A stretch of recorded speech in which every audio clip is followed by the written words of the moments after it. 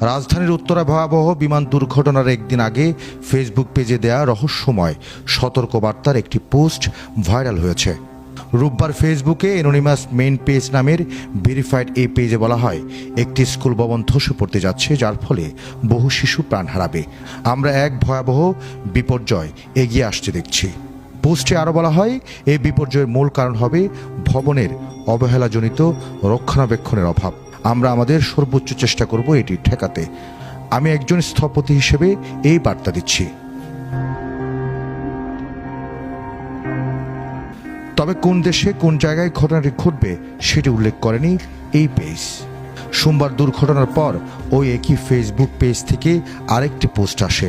এতে বাংলাদেশের বিমান দুর্ঘটনার ভিডিও শেয়ার করে বলা হয়, আমরা সব সময় আগে ভাগেই সতর্কবার্তা পাঠাই, কিন্তু দুর্ভাগ্যজনকভাবে সেগুলো গুরুত্ব পায় না। এটি অত্যন্ত লজ্জাজনক।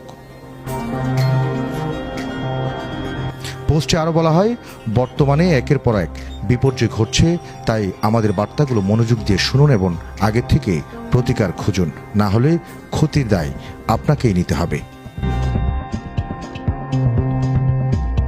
পেজটির অ্যাবাউট সেকশন থেকে জানা গেছে, অ্যানোনিমাস মেইন পেজ নামের এই ভেরিফাইড পেজটি বিভিন্ন সময় নানা ধরনের আগাম সতর্কমূলক পোস্ট করে থাকে, তবে এরা কখনো নিজেদের পরিচয় প্রকাশ করে না। শুধু তাই নয়, এই পেজ থেকে এরপর আরও একটি পোস্ট করা হয়, যেখানে বলা হয়, বাংলাদেশে কয়েক সপ্তাহের মধ্যে ঘটবে একটি বোমা বিস্ফোরণ, আর মূল লক্ষ্য হবে হোটেল ও হাসপাতাল। এমনকি এরপর আরেকটি পোস্টে বাংলাদেশ ও ভারতের জন্য প্রার্থনার আহ্বান জানানো হয়।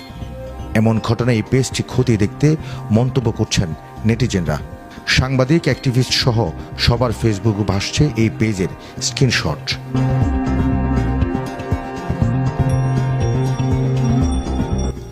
এই ঘটনার পর প্রশ্ন উঠছে, এই পোস্ট নিছক কাকতালীয় নাকি কোনো গোপন চক্রান্তের আভাস?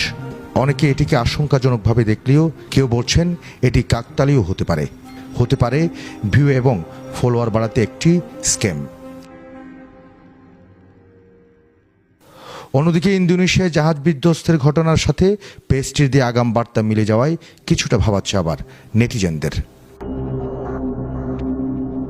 তবে এবার আরও নির্দিষ্ট করে বাংলাদেশের গাউসিয়া মার্কেটে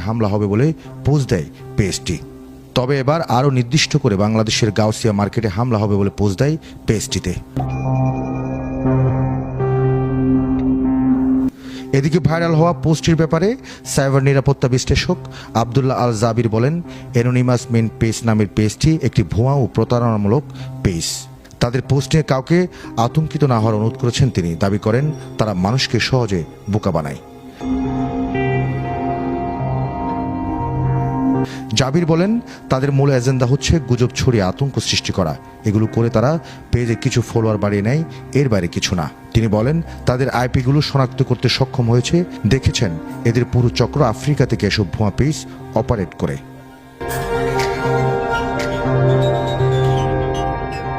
এদিকে সোমবার রাত 11:30টার দিকে পেজটি উধাও হয়ে যায় সামাজিক যোগাযোগ মাধ্যম থেকে। প্রবাল নিউজ, কক্সবাজার।